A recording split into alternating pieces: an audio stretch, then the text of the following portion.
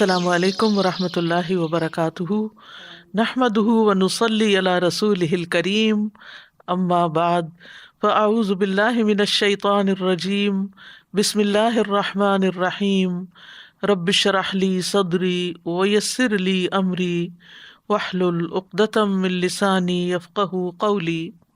وَكُلُوا مِمَّا رَزَقَكُمُ اللَّهُ حَلَالًا طَيِّبًا وَاتَّقُوا اللَّهَ الَّذِي أَنتُم بِهِ مُؤْمِنُونَ۔ ہماری آج کی گفتگو کا موضوع ہے کھانے میں حلال اور طیب کا اہتمام کیجیے۔ کھانا انسان کی بنیادی ضروریات میں سے ہے۔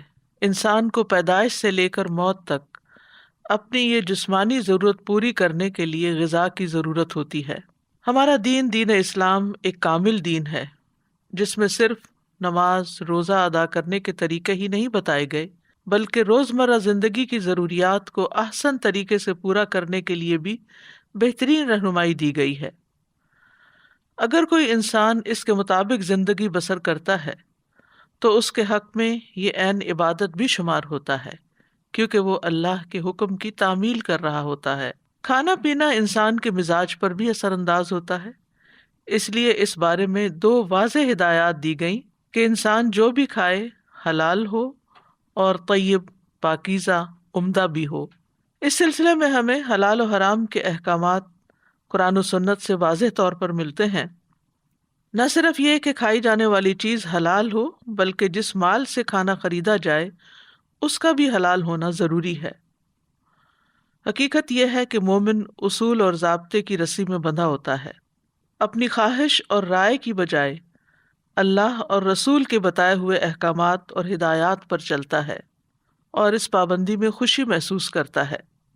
انسان کی کامیابی بھی اسی میں ہے کہ وہ اپنی آزادی کو اصول و ضابطے کا پابند بنائے، حلال و حرام میں تمیز کرے، جن چیزوں کی اجازت دی گئی انہیں بخوشی استعمال کرے، ان سے اپنے آپ کو روکے نہیں، خود ساختہ پابندیاں اپنے اوپر نہ لگائے، اور جن چیزوں سے انسان کو منع کیا گیا ہے وہ ان سے اپنے آپ کو روک لے۔ یہی عبادت ہے، یہی اللہ کی فرما برداری ہے، اور اسی میں ایک مومن کی کامیابی ہے۔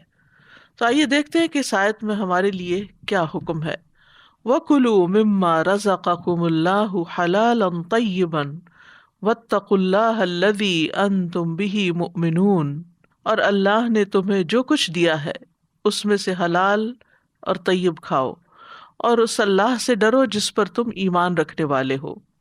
یہاں پر کلو کا لفظ جو ہے یہ امر کا صیغہ ہے، جس کا ایک معنی کہ کھاؤ، یعنی ضرورت کے مطابق کھاؤ اور بھوکے رہ کر اپنے آپ کو قتل نہ کرو۔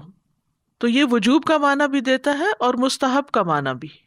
تو جب زندہ رہنے کے لیے کھانے کی ضرورت ہو تو اس وقت کھانا واجب ہے، اور جس وقت انسان محتاج تو ہو لیکن کھانے کی ضرورت نہ ہو اس وقت کھانا مستحب ہے، اور جو نہ ہی محتاج ہو نہ ہی مجبور ہو تو اس وقت اس کے لیے یہ حکم مباح حکم ہے کہ کھاؤ پیو۔ ایک اور جگہ پر بھی آتا ہے کلو واشربو ولا تسرفو، کھاؤ اور پیو لیکن اسراف مت کرو۔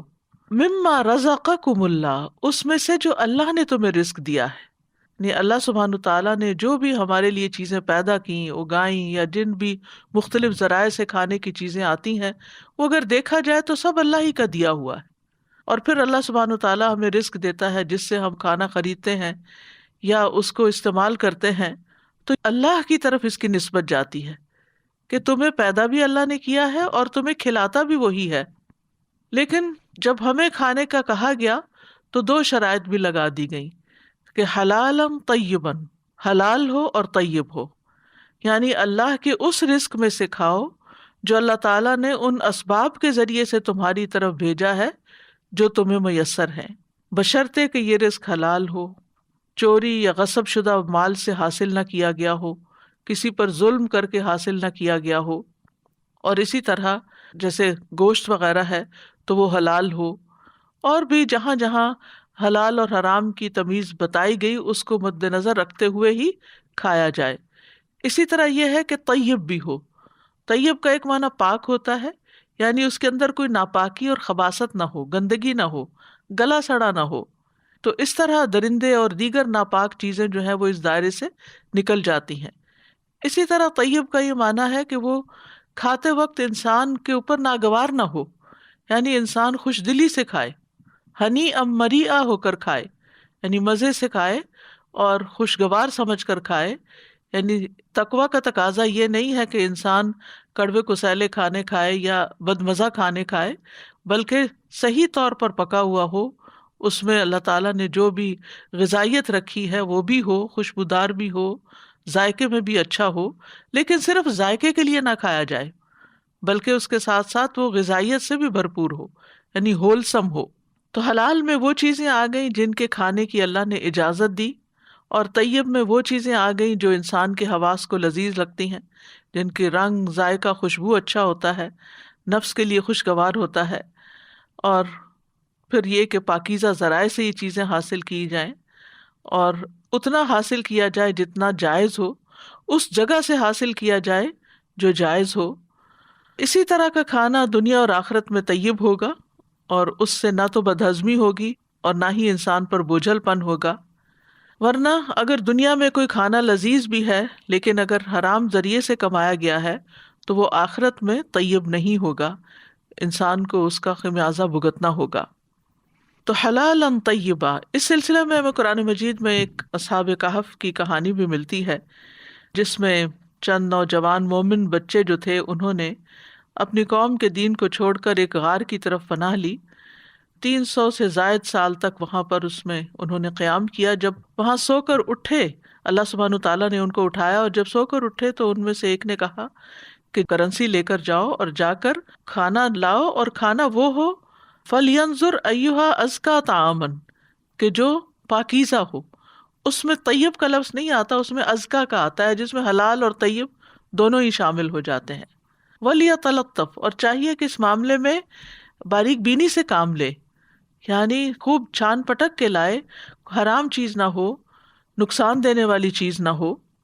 تو بہرحال حلال بھی ہو اور طیب بھی ہو، یہ کھانے کی دو شرائط ہیں کہ پاکیزہ کمائی سے ہو، اور جن چیزوں کو اللہ نے حلال قرار دیا ہے ان کو کھایا جائے. بدن اور عقل کو نقصان دینے والا کھانا نہ ہو، یعنی ایسی چیزیں کھائی جائیں کہ جس سے انسان کو اسٹرینتھ ملے، قوت ملے، اور اس کے لیے نقصان دہ نہ ہو. کیونکہ مختلف لوگوں کی ضروریات مختلف ہوتی ہیں، یعنی سب لوگوں کو ایک ہی چیز سوٹ نہیں کرتی. اگر کسی کو کوئی چیز ناموافق آتی ہے یا اس کو اس سے الرجی ہے تو اس کو وہ کھانا کھانے سے پرہیز کرنا چاہیے، کیونکہ اگر وہ صرف پسند کا ہونے کی وجہ سے کھاتا رہے گا تو وہ اس کے لیے وبال جان ہوگا، صحت کو نقصان دینے والا ہوگا، اپنی ذات کے ساتھ ظلم ہوگا، اور بعض اوقات تو موت کا سبب بھی بن جاتا ہے.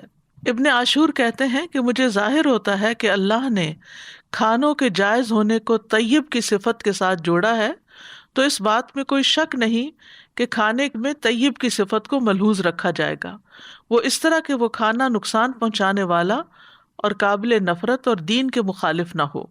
اور ان تمام صفات کے جمع ہونے کی علامت یہ ہے کہ دین نے اس کھانے کو حرام نہ ٹھہرایا ہو. پھر اس کے بعد آپ دیکھیے کہ آیت میں کھانے کا حکم دینے کے بعد تقویٰ کا حکم دیا گیا ہے. وَاتَّقُوا اللَّهَ الَّذِي أَنْتُمْ بِهِ مُؤْمِنُونَ، یعنی کھاؤ پیو لیکن تقویٰ اختیار کرو. اور تقویٰ جیسا کہ آپ جانتے ہیں کہ اللہ تعالیٰ کے احکامات کی تعمیل کرنا، اور جن چیزوں سے اللہ سبحانہ تعالیٰ نے روکا ہے ان سے رک جانا ہے. تو حقیقی ایمان تقویٰ کا تقاضا کرتا ہے. اگر کوئی کہے کہ وہ مومن ہے لیکن اللہ سے نہ ڈرتا ہو، یا اس کا ایمان جو ہے وہ ناقص ہو، تو ایسا شخص پھر متقی نہیں کہلا سکتا. مثلاً اگر کوئی نافرمانی کر رہا ہو اور اس سے کہا جائے کہ اتق اللہ، اللہ سے ڈرو، تو وہ کہے کہ تقویٰ تو دل میں ہوتا ہے، یعنی ظاہر میں اگر میں کوئی نافرمانی کر بھی رہا ہوں تو کیا ہوا، تو اس کا یہ کہنا درست نہیں ہوگا. واقعی تقویٰ دل میں ہوتا ہے، لیکن اس کے دل میں ہونے کی علامت یہ ہوتی ہے کہ وہ ہمارے باہر جسم پر، اعضاء پر ظاہر ہوتا ہے، یعنی ہمارا عمل بھی پھر اس کے مطابق ہو جاتا ہے. اور آیت کے آخر میں آتا ہے الذی انتم بہ مؤمنون، اس اللہ سے ڈرو جس پر تم ایمان رکھتے ہو، کیونکہ اللہ تعالیٰ پر ایمان تم پر تقویٰ اور حقوق اللہ کی رعایت اور حفاظت کو لازم کر رہا ہے. اس کے بغیر ایمان مکمل نہیں ہوتا۔ تو حقیقت یہ ہے کہ ایک مومن اور غیر مومن کے طریقہ زندگی میں فرق ہوتا ہے۔ مومن کی زندگی، مسلمان کی زندگی حلال و حرام کے بارے میں صحیح ضابطوں اور قاعدوں کی پابند ہوتی ہے۔ پس حلال وہی ہے جسے اللہ اور اس کا رسول حلال ٹھہرائے، حرام وہ ہے جسے اللہ اور اس کا رسول حرام ٹھہرائے، خواہ اس کا نفس اس کی طرف کتنا ہی میلان کیوں نہ رکھتا ہو۔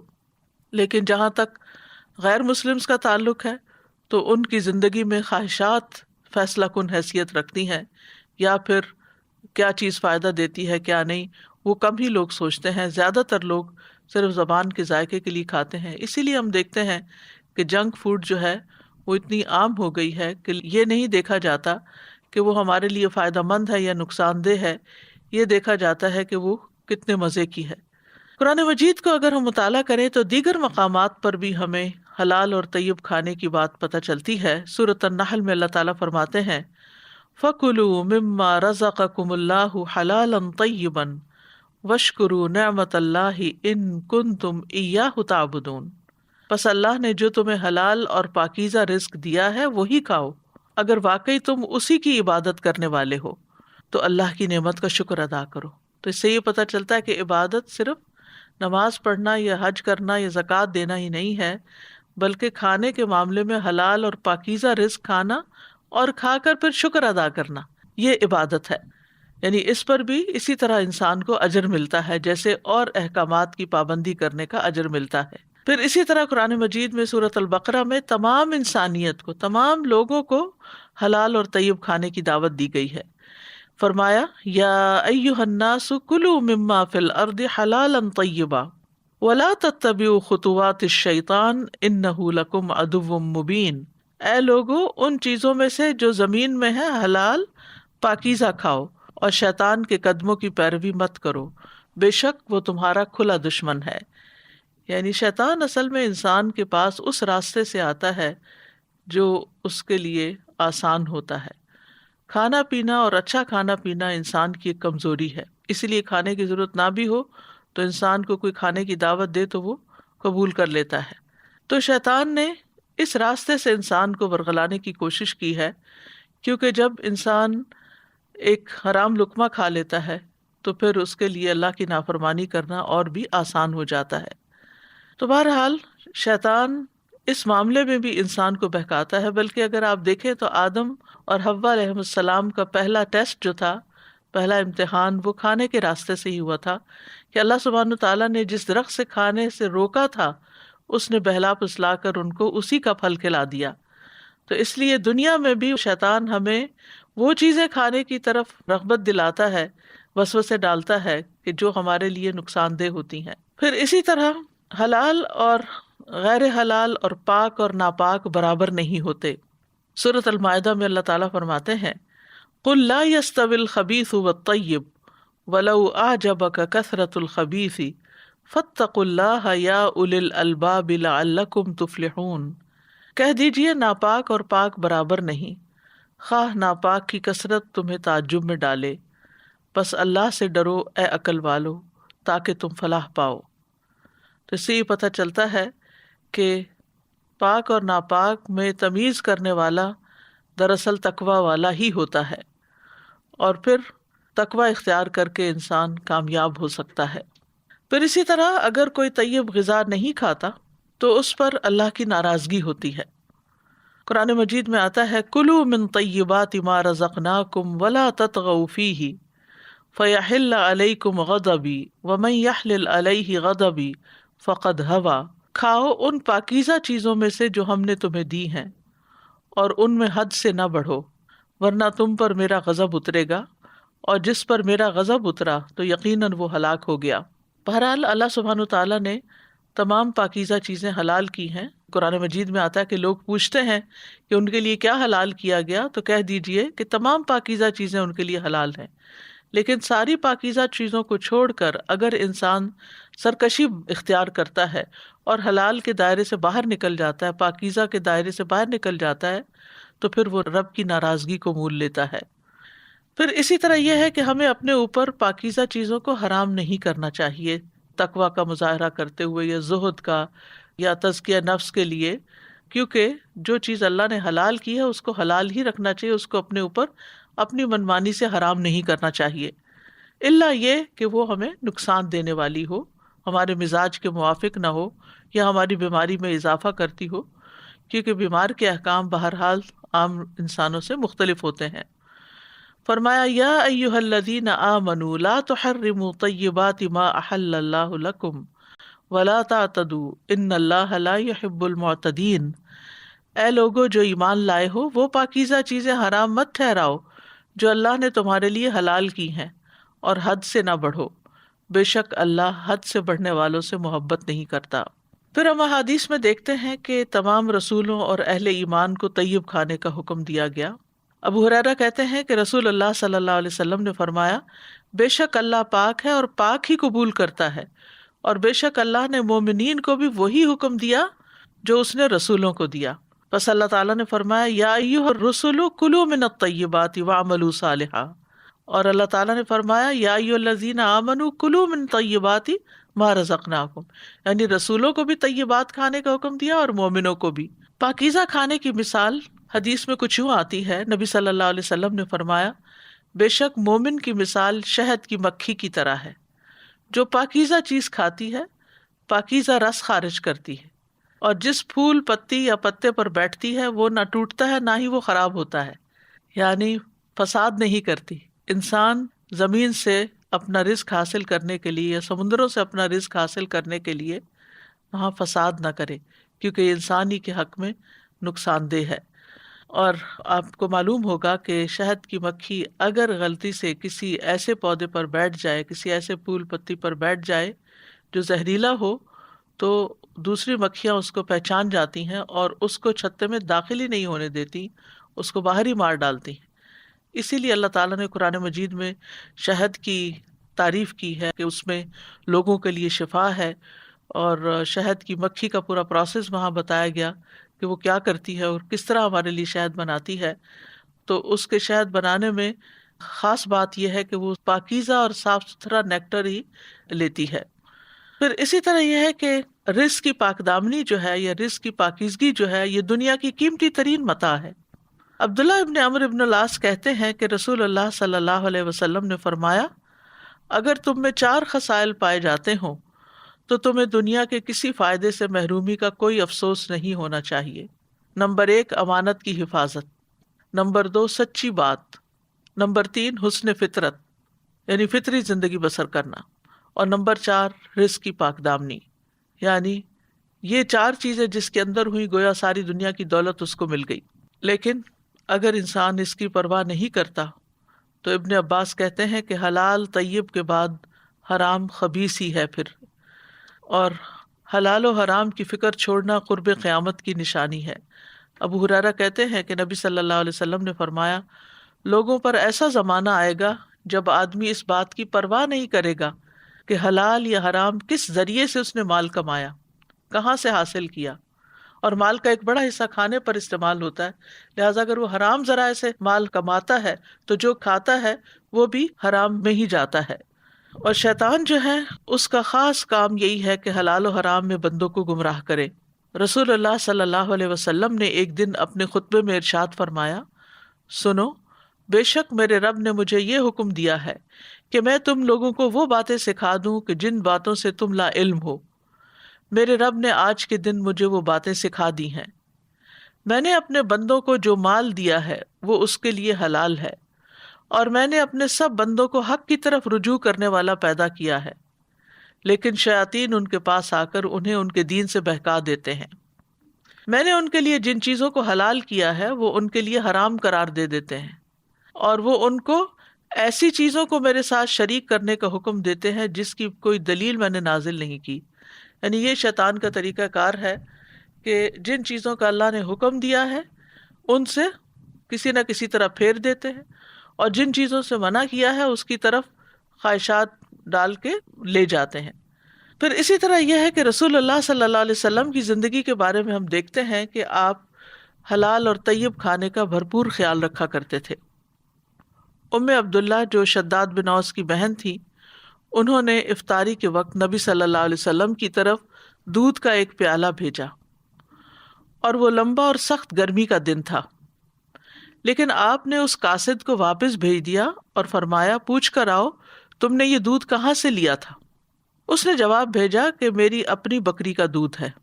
اس پر آپ نے قاصد کو دوبارہ واپس کر دیا، فرمایا پوچھ کے آؤ کہ بکری کہاں سے لی تھی؟ اس نے کہا میں نے اپنے مال کے عوض خریدی ہے۔ تو آپ صلی اللہ علیہ وسلم نے وہ دودھ پی لیا۔ دوسرے دن ام عبداللہ جن کی وہ بکری تھی خود رسول اللہ صلی اللہ علیہ وسلم کے پاس پہنچ گئیں، کہنے لگی اللہ کے رسول میں نے طویل دن اور سخت گرمی کی وجہ سے آپ کا خیال رکھتے ہوئے کل دودھ کا پیالہ بھیجا تھا، لیکن آپ نے میرے قاصد کو میری طرف واپس پلٹا دیا۔ تو رسول اللہ صلی اللہ علیہ وسلم نے فرمایا مجھ سے قبل رسولوں کو یہی حکم دیا گیا تھا کہ وہ طیب چیز کھائیں اور صرف نیک عمل کریں۔ تو اس سے طیب کے بارے میں یہ بھی پتہ چلتا ہے کہ وہ حلال ذریعے سے بھی حاصل کی گئی ہو، یعنی ایک تو حلال بذات خود حلال ہے، اور طیب میں بھی یہ کانسیپٹ پایا جاتا ہے کہ سورس بھی پاکیزہ ہو۔ اسی طرح ایک اور روایت ملتی ہے کہ ایک انصاری آدمی کہتے ہیں کہ ہم رسول اللہ صلی اللہ علیہ وسلم کے ساتھ ایک جنازے میں گئے، جب آپ واپس ہوئے تو ایک عورت کی طرف سے آپ کو کھانے کی دعوت ملی، آپ اس کے ہاں تشریف لے آئے، کھانا پیش کیا گیا تو آپ نے اپنا ہاتھ بڑھایا، پھر لوگوں نے بھی اپنے ہاتھ بڑھائے اور کھانے لگے۔ ہم بڑوں نے دیکھا کہ رسول اللہ صلی اللہ علیہ وسلم ایک ہی لقمہ اپنے منہ میں گھمائے جا رہے ہیں مگر نگل نہیں رہے۔ پھر آپ نے فرمایا میں محسوس کرتا ہوں یہ گوشت ایسی بکری کا ہے جسے اس کے مالک کی اجازت کے بغیر لیا گیا ہے۔ ایک تو نبی صلی اللہ علیہ وسلم پر وحی آتی تھی، اور دوسرے یہ ہے کہ جس کا دل صاف ہو، جس کا دل شفاف ہو، اللہ سبحانہ تعالیٰ اس پر بعض اوقات ایسے ایسے الہام کر دیتا ہے کہ جو عام بندوں کو سمجھ میں نہیں آتے، یعنی انہیں بہت ساری ایسی چیزیں بھی محسوس ہو جاتی ہیں جو درست نہیں ہوتی۔ بہرحال اس عورت کو بلوایا گیا، اس نے پیغام بھیجا اللہ کے رسول میں نے بقیع کی طرف آدمی بھیجا کہ میرے لیے بکری خرید لائے لیکن نہیں ملی۔ پھر میں نے اپنے ہمسائے کی طرف بھیجا جس نے ایک بکری خریدی تھی، تو میں نے کہا کہ اسی قیمت پر بکری مجھے دے دو، لیکن اس نے بھی نہیں دی۔ تب میں نے اس آدمی کی بیوی کو کہلا بھیجا تو اس نے مجھے دے دی، یعنی مالک نے نہیں دی تو بیوی نے دے دی۔ اس پر رسول اللہ صلی اللہ علیہ وسلم نے فرمایا یہ کھانا قیدیوں کو کھلا دو، یعنی آپ نے نہیں کھایا اور اپنے صحابہ کو بھی کھانے نہیں دیا۔ اسی طرح صحابہ بھی حلال اور حرام کا خیال رکھا کرتے تھے۔ حضرت عائشہ کہتی ہیں ابو بکر رضی اللہ عنہ کا ایک غلام تھا جو روزانہ انہیں خراج دیا کرتا تھا، یعنی کچھ کمائی کر کے لاتا تھا تو وہ ان کو دیتا، اور ابو بکر رضی اللہ عنہ اسی خراج میں سے کھایا کرتے تھے، کیونکہ غلام کے ذریعے کمائی کروانا جو ہے وہ حلال آمدنی میں شمار ہوتا ہے۔ پھر ایک دن وہ غلام کوئی چیز لایا تو ابو بکر رضی اللہ عنہ نے اس میں سے بھی کھا لیا۔ پھر غلام نے ان سے کہا آپ کو معلوم ہے یہ کیا ہے؟ تو ابو بکر رضی اللہ عنہ نے دریافت کیا کہ کیا ہے؟ اس نے کہا میں نے زمانہ جاہلیت میں ایک شخص کے لیے کہانت کی تھی، حالانکہ مجھے کہانت آتی نہیں تھی، میں نے اسے صرف دھوکہ دیا تھا، لیکن وہ مجھے مل گیا اور اس نے اس کی اجرت میں مجھے یہ چیز دی تھی جسے آپ نے کھایا۔ ابو بکر رضی اللہ عنہ نے یہ سنتے ہی اپنا ہاتھ منہ میں ڈالا اور اپنے پیٹ کی تمام چیزیں قے کر کے نکال دی، یعنی اس قدر سینسیٹیو تھے حلال و حرام کے بارے میں۔ اسی طرح سلف صالحین بھی حلال و حرام کا خیال رکھتے تھے۔ احمد بن حفص کہتے ہیں میں امام بخاری کے والد ابو الحسن اسماعیل کے پاس ان کی وفات کے وقت حاضر ہوا، انہوں نے کہا میں اپنے مال میں ایک درہم بھی حرام کا نہیں پاتا اور نہ ہی ایک درہم مشتبہ پاتا ہوں، یعنی کسی شک و شبہ والا بھی نہیں پاتا۔ تو حقیقت یہ ہے کہ جو پاکیزہ لوگ ہوتے ہیں، پاکیزہ نفس ہوتے ہیں، وہ پاکیزہ چیز ہی پسند کرتے ہیں۔ مومن کے اندر کا جو ایمان ہے اس کو ظاہر میں بھی پاکیزگی اختیار کرنے کا حکم دیتا ہے، اور اسی طرح وہ اس کے دل کا بھی مسلسل تزکیہ کرتا رہتا ہے۔ تو پاک انسان سے پاک چیز ہی مناسبت رکھتی ہے، اور وہ پاکیزہ چیز کے ساتھ ہی راضی ہوتا ہے، اسے پاکیزہ چیز سے ہی سکون ملتا ہے، اس کا دل اس کے بغیر مطمئن نہیں ہوتا، اس کو پاکیزہ کلمات ہی کی توفیق دی جاتی ہے، اور وہ کلمات اللہ کی طرف چڑھ کر جاتے ہیں۔ وہ پاکیزہ اعمال سے انس رکھتا ہے، اس کے اخلاق بھی بہت پاکیزہ اور عمدہ ہوتے ہیں، یعنی زبان بھی اچھی ہوتی ہے، گالی گلوچ وغیرہ نہیں کرتا، کوئی تان و تشنیع اور گھٹیا گفتگو اور لغو باتیں نہیں کرتا۔ اور وہ کھانے کی چیزوں میں سے بھی بہت پاکیزہ کو چنتا ہے، یعنی ایسا حلال کھانا جو خوشگوار اور آسانی سے ہضم ہونے والا ہو، جو کہ جسم اور روح کو اچھی غذا پہنچاتا ہے، تو اس کی روح پاک ہوتی ہے، اس کا جسم پاک ہوتا ہے، اس کا اخلاق پاکیزہ ہوتا ہے، اس کا عمل پاکیزہ ہوتا ہے، اس کی گفتگو پاک ہوتی ہے، اس کا کھانا پاک ہوتا ہے، اس کا پینا پاک ہوتا ہے، اس کا داخل ہونا اور نکلنا پاک ہوتا ہے، یعنی کسی جگہ پر جائے اور کہیں سے نکلے تو ہر چیز میں اس کے پاکیزگی ہوتی ہے۔ تو اس لیے یہ ہمارے لیے بھی ایک بہترین مثال ہے کہ ہم اپنی زندگی میں پاکیزگی کو اپنائیں، وہ تمام چیزیں جو ظاہر میں ہیں اور وہ تمام چیزیں جو چھپی ہوئی ہیں، باطن میں ہیں۔ اب یہ ہے کہ اگر کوئی شخص حلال اور طیب کھاتا ہے تو اس کو فائدہ کیا حاصل ہوتا ہے؟ نعمان بن بشیر کہتے ہیں کہ رسول اللہ صلی اللہ علیہ وسلم نے فرمایا، اپنے اور حرام کے درمیان کسی حلال چیز کو آڑ بنائے رکھو، یعنی بیچ میں حلال رکھو تاکہ حرام تک جانا ہی نہ پڑے۔ جس نے ایسا کیا وہ اپنے دین اور اپنی عزت کو محفوظ کر لے گا۔ پھر اسی طرح نیک اعمال میں مدد ملتی ہے، انسان کو نیکی کی توفیق ہوتی ہے، یعنی حلال کھانا عمل صالح کے لیے مددگار ثابت ہوتا ہے، اطاعت کے کاموں میں مددگار ثابت ہوتا ہے۔ یحییٰ ابن معاذ کہتے ہیں کہ اطاعت اللہ کے خزانوں میں سے ایک خزانہ ہے اور اس کی چابی دعا ہے، اور حلال کے لقمے اس کے دندان ہیں، چابی کے دندانے۔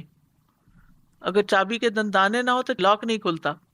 تو اسی طرح اعمال کی قبولیت نہیں ہوتی جب تک رزق حلال نہیں ہوتا۔ ابو عبداللہ باجی کہتے ہیں کہ عمل 5 خصلتوں کی وجہ سے مکمل ہوتا ہے: اللہ پر ایمان لانا، حق کو پہچاننا اور اس کی رضا کے لیے خالص عمل کرنا، اور سنت کے مطابق عمل کرنا، اور حلال کھانا، یعنی اعمال کی قبولیت ان 5 چیزوں کی وجہ سے ہوتی ہے۔ اگر ان میں سے ایک صفت بھی رہ جائے تو وہ عمل اللہ کے ہاں بلند نہیں ہوتا۔ اس طرح کہ اگر آپ اللہ کی معرفت رکھتے ہوں لیکن حق کو نہ پہچانتے ہوں تو اپنے عمل سے فائدہ نہیں اٹھا سکیں گے۔ اگر آپ حق کو پہچان لیں لیکن اللہ کو نہ پہچانیں تو آپ فائدہ نہیں اٹھا سکتے جب تک آپ اللہ کی معرفت نہ رکھیں۔ حق کو بھی پہچانتے ہوں اور اللہ کے لیے اخلاص نہ رکھتے ہوں تو بھی فائدہ نہیں اٹھا سکتے۔ اور اگر آپ اللہ کی معرفت رکھتے ہوں اور حق کو پہچانتے ہوں اور عمل بھی خالص کریں لیکن وہ سنت کے مطابق نہ ہو تو بھی آپ فائدہ نہیں اٹھا سکتے۔ ہاں، اگر یہ چاروں صفات مکمل ہو جائیں اور کھانا حلال نہ بھی ہو تو بھی آپ فائدہ اٹھا سکتے ہیں۔ امام احمد سے کسی نے پوچھا کہ دل کس طرح نرم ہوتے ہیں؟ انہوں نے کہا حلال کھانے سے۔ حقیقت یہی ہے کہ حلال کھانا دل کو منور کرتا ہے، دل کی اصلاح کرتا ہے اور کثرت سے اس سے فائدے حاصل کیے جاتے ہیں۔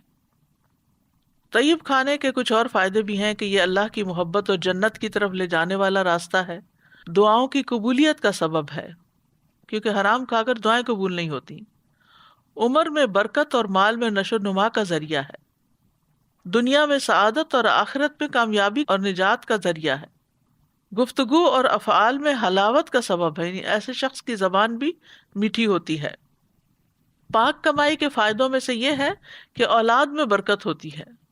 جس بندے کا جسم سود سے پلا بڑا ہو وہ آگ کے زیادہ لائق ہے۔ اسی طرح اپنے ہاتھ کی کمائی سے کھانا یہ بلندی اور عزت کا سبب ہے، جیسے حضرت داؤد کے بارے میں آتا ہے کہ وہ اپنے ہاتھ کی کمائی سے کھاتے تھے حالانکہ وہ بادشاہ تھے، یعنی اپنے لیے خود کچھ کام کرتے تھے۔ اور حرام کھانے کے نقصانات کیا ہیں؟ نمبر 1 یہ کہ یہ کبیرہ گناہ ہے۔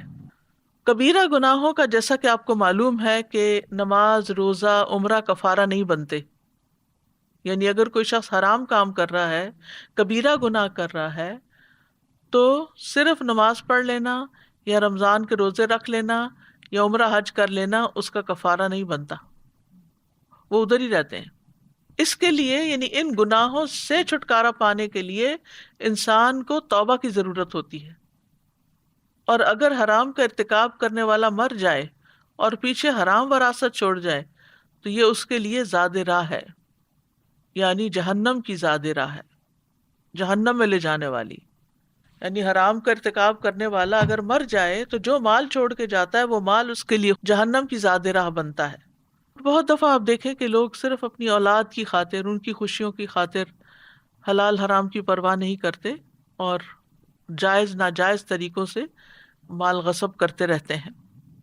پھر اسی طرح مال کی برکت ختم ہو جاتی ہے. لوگ کہتے ہیں کہ بہت ہے لیکن پتہ نہیں چلتا کہاں سے آتا ہے اور کہاں چلا جاتا ہے، پھر کنگال بیٹھے ہوتے ہیں. تو اس میں انسان کو ضرور سوچنا چاہیے کہ کہیں اس میں سود کی ملاوٹ تو نہیں. یمحق اللہ الربا ویربی الصدقات، اللہ سود کو مٹاتا ہے اور صدقات کو بڑھاتا ہے. پھر اسی طرح یہ ہے کہ حرام کھانے سے انسان کی مروت ختم ہو جاتی ہے، اس کی عزت پامال ہو جاتی ہے. قرآن مجید میں اہل کتاب کے علماء کے بارے میں آتا ہے سماعون للکذب اکالون للسحت، بہت زیادہ سننے والے ہیں جھوٹ کو اور بہت زیادہ کھانے والے ہیں حرام کو، اور سحت کہتے ہیں رشوت وغیرہ کو. تو حرام مال کو سحت اس لیے کہا گیا کیونکہ یہ نیکیوں کو تباہ کر دیتا ہے، یعنی ان کو ختم کر دیتا ہے اور ان کی جڑ کاٹ دیتا ہے. ایک اور روایت میں ہے کہ السحت اس لیے کہا گیا کیونکہ حرام مال انسان کی مروت اور وقار کو تباہ کر دیتا ہے. پھر اسی طرح حرام کھانے سے انسان کی عبادتیں ضائع ہوتی ہیں.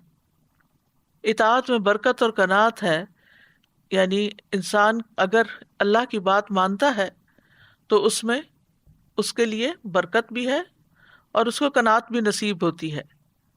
اور ایسی عبادت اور اطاعت میں کوئی خیر نہیں جس میں حرام سے بچا نہ گیا ہو، یعنی حرام نہ چھوڑا گیا ہو اور اس سے بچاؤ اختیار نہ کیا گیا ہو اور اس سے دوری ہی ہو. یوسف بن اسباط رحمہ اللہ کہتے ہیں جب نوجوان آدمی اللہ کی عبادت کرتا ہے تو شیطان اپنے نمائندوں سے کہتا ہے دیکھو اس کا کھانا کہاں سے ہے. نوجوان آدمی جب اللہ کی عبادت کرتا ہے تو شیطان کیا کہتا ہے اپنے نمائندوں سے، دیکھو اس کا کھانا کہاں سے، سورس آف انکم کیا ہے. اگر اس کا کھانا حرام ہے تو وہ کہتا ہے کہ اسے چھوڑ دو، ہلکان ہوتا رہے، اسے چھوڑ دو ہلکان ہوتا رہے، اس کی ذات ہی اس کے لیے کافی ہے، یعنی اس کی عبادت ضائع کرنے کے لیے. کیونکہ حرام کھانے کے ساتھ عبادت میں محنت کرنا اس کے لیے کوئی فائدہ نہیں دے گا.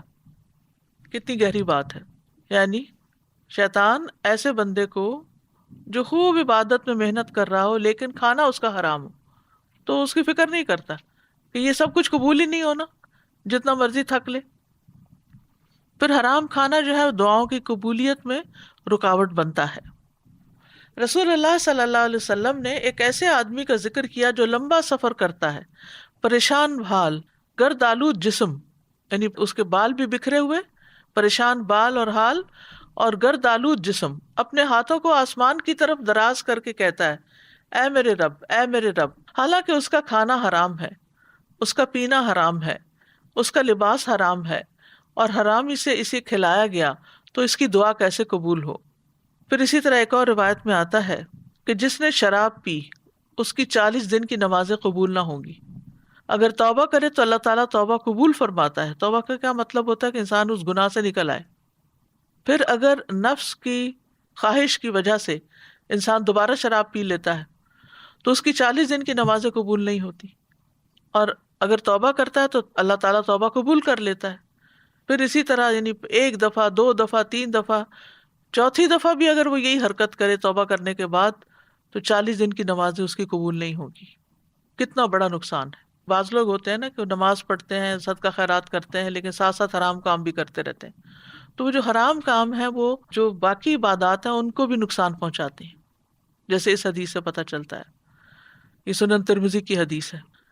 فرمایا کہ اور اگر اب وہ توبہ کرے تو توبہ قبول نہیں فرماتا، یعنی پھر ایک وقت ایسا آ جاتا ہے کہ اس کی توبہ بھی نہیں ہوتی قبول، اور اس کو کیچڑ کی نہر سے پلائے گا. لوگوں نے کہا ابو عبد الرحمن کیچڑ کی نہر کیا ہے؟ ابن عمر نے فرمایا دوزخیوں کی پیپ، طینۃ الخبال. پھر اسی طرح انسان کو عبادت کی توفیق نہیں ہوتی حرام سے. سہل رحمہ اللہ حرام کھانے والے کے بارے میں کہتے ہیں کہ اس کے اعضاء ضرور نافرمانی کریں گے، وہ خود چاہے کرے یا نہ کرے، اور جو بھی حلال کھائے گا اس کے اعضاء اللہ کی اطاعت کریں گے اور اسے نیک اعمال کی توفیق دی جائے گی. پھر انسان جب حرام کھا لیتا ہے تو اس کے دل کی حالت بدل جاتی ہے. بعض سلف صالحین کہتے ہیں کہ کبھی بندہ ایک کھانا کھا لیتا ہے پھر اس سے اس کا دل الٹ پلٹ ہو جاتا ہے، تو اس کے دل میں کچھ ایسا گھس جاتا ہے جیسے چمڑے میں کچھ گھس جاتا ہے، اور پھر وہ اپنی پہلی حالت پر کبھی واپس نہیں لوٹتا. یعنی دل جو ہے وہ میلا ہو جاتا ہے اور اس کا پھر دل نیکی کے کاموں میں نہیں لگتا، دل پر زنگ لگ جاتا ہے. حرام اور مشتبہ کھانے سے دل پہ زنگ چڑھتا ہے اور وہ تاریک ہوتا ہے. یہ چیز دلوں کو سخت بناتی ہے. ہر حرام کھانا دعا کی قبولیت کی رکاوٹوں میں سے ایک رکاوٹ ہے. پھر جو شخص ایک بھی حرام لقمہ کھائے اس کے بارے میں آتا ہے، نبی صلی اللہ علیہ وسلم نے فرمایا جس نے کسی مسلمان کا ناحق ایک لقمہ بھی کھایا تو بے شک اللہ تعالیٰ اسے اتنا ہی جہنم کا کھانا کھلائیں گے، اور جس نے کسی مسلمان کا ناحق کپڑا پہنا تو بے شک اللہ تعالیٰ اسی کی مانند اسے جہنم کا کپڑا پہنائیں گے. اور جو کوئی کسی مسلمان کے ساتھ دکھلاوے کی جگہ پر کھڑا ہوا، یعنی ریاکاری وغیرہ کرنے کے لیے، قیامت کے دن اس کے دکھلاوے کے مقام پر اس کو کھڑا کیا جائے گا. یعنی قیامت کے دن اس کو سب کے سامنے اس کی بے عزتی ایک طرح سے ہوگی کہ یہ ہے وہ شخص جو دکھاوے کے کام کرتا تھا. پھر ایک اور حدیث میں تو اس سے بھی سخت وارننگ دی گئی ہے کہ جنت بھی حرام ہو سکتی ہے اگر انسان حرام کھانے سے پرہیز نہیں کرتا. ابو بکر صدیق رضی اللہ عنہ سے روایت ہے کہ رسول اللہ صلی اللہ علیہ وسلم نے فرمایا حرام مال سے پلا ہوا جسم جنت میں نہیں جائے گا اور الٹیمیٹلی جنت سے محرومی بھی ہو سکتی ہے. کعب بن عجرہ کہتے ہیں کہ نبی صلی اللہ علیہ وسلم نے فرمایا اے کعب بن عجرہ، وہ گوشت اور خون والا جنت میں داخل نہیں ہوگا جو سود پر پلا بڑا ہو، وہ جہنم کا زیادہ مستحق ہے. یعنی اگر کسی کی ٹوٹل آمدنی سود ہی ہے اور وہی کھاتا ہے اور اسی سے ہی وہ سارے کام چلاتا ہے تو اس سے جو گوشت بنتا ہے ایسا جسم جو ہے وہ جہنم کا زیادہ مستحق ہے. انسان کم کھا لے لیکن حلال کا کھائے. پھر یہ کہ حرام ذرائع آمدنی جو ہے ان کی 3 قسمیں ہیں، یعنی کھانے پینے میں حرام چیزوں کی. نمبر 1 ایسی چیز کھانا جسے اللہ نے حرام ٹھہرایا، جیسے مردار کھانا، خنزیر کھانا، شراب پینا. نمبر 2 حرام مال کے ذریعے سے حلال کھانا، جیسے چوری، ڈاکہ، رشوت، یتیموں کا مال وغیرہ. پھر حرام ذریعے سے مال کمانا، یعنی ایسا ذریعہ جو شرعی نہ ہو، جیسے حرام کاروبار، سود اور زانیت کی اجرت اور گلوکار کی اجرت اور اسی طرح کی دیگر کمائیاں. پھر باطل طریقے سے مال کھانا. قرآن مجید میں اللہ سبحانہ تعالیٰ نے سورۃ البقرہ میں منع کیا ہے وَلَا تَأْكُلُوا أَمْوَالَكُمْ بَيْنَكُمْ بِالْبَاطِلِ وَتُدْلُوا بِهَا إِلَى الْحُكَّامِ لِتَأْكُلُوا فَرِيقًا مِّنْ أَمْوَالِ النَّاسِ بِالْإِثْمِ وَأَنْتُمْ تَعْلَمُونَ.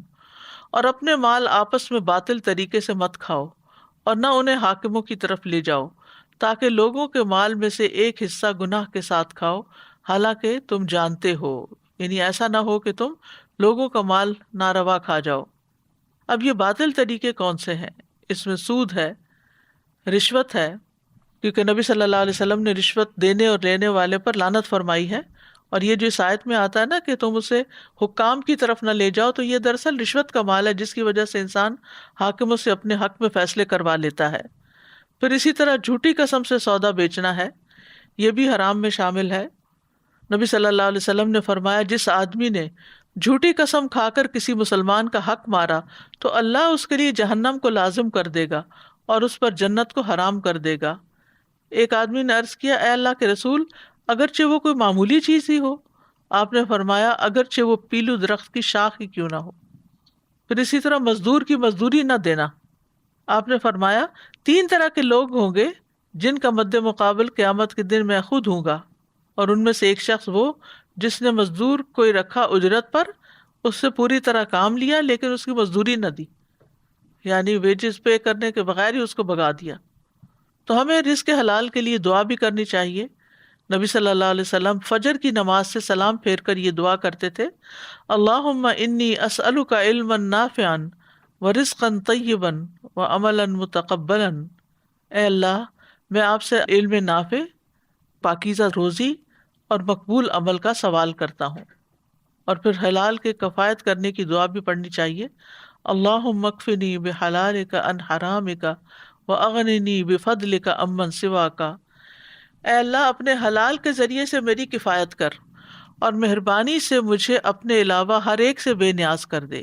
تو کرنے کے کام کیا ہیں؟ حلال اختیار کریں، حرام کو چھوڑیں، حلال کے بارے میں اپنا شدید محاسبہ کریں کہ اس کا کھانا، کپڑا، اس کی ضروریات کی چیزیں کہاں سے بنی ہے، جن چیزوں میں شبہ ہو اسے نہ کھائیں۔ نبی صلی اللہ علیہ وسلم نے راستے میں ایک کھجور دیکھی، آپ نے فرمایا اگر مجھے اس بات کا ڈر نہ ہوتا کہ یہ صدقے کی ہے تو میں اسے ضرور کھا لیتا۔ بچوں کو بھی حلال کھانے کی تمیز سکھائیں، کیونکہ بعض اوقات وہ بہت اصرار کے ساتھ جنک فوڈ کا مطالبہ کر دیتے ہیں، اور پھر اس میں ہو سکتا ہے کہ ایسے انگریڈینٹس ہوں یا ایسی چیزیں ہوں جو حلال سے باہر ہوں، یعنی حرام ہوں۔ پھر اسی طرح جب آپ کوئی اور پروڈکٹس خریدیں، خصوصاً ایسی جگہوں پر جو مسلمان کنٹریز نہیں ہیں، بلکہ اب تو مسلمان کنٹریز کے اندر بھی بہت سی چیزیں امپورٹڈ ہوتی ہیں تو حلال حرام کی پرواہ نہیں کی جاتی، تو اس میں انگریڈینٹس جو ہیں وہ چیک کر کے چیزیں لینی چاہیے۔ اور اگر ہم چاہتے ہیں کہ ہمارے نیک اعمال قبول ہوں تو حلال کھانا لازم کر لیں۔ بعض سلف صالحین کہتے ہیں اگر آپ عبادت میں ایسے قیام کریں جیسے ستون گاڑا ہوا ہوتا ہے، یعنی ہلے جلے بغیر، تو اس کا کوئی فائدہ نہیں جب تک آپ یہ خیال نہ کریں کہ آپ کے پیٹ میں کیا داخل ہو رہا ہے، یعنی آپ کا کھانا حلال ہے یا نہیں۔ تو عبادات کی قبولیت کا انحصار حلال کھانے پر ہے۔ اللہم اکفنا بحلالک عن حرامک واغننا بفضلک عمن سواک۔ اور جو نیت کر لے، ارادہ کر لے، کوشش کرے، اللہ اس کو حلال عطا کرتا ہے۔ وآخر دعوانا ان الحمد للہ رب العالمین۔ سبحانک اللہم وبحمدک، اشہد ان لا الہ الا انت، استغفرک واتوب الیک۔ السلام علیکم ورحمۃ اللہ وبرکاتہ۔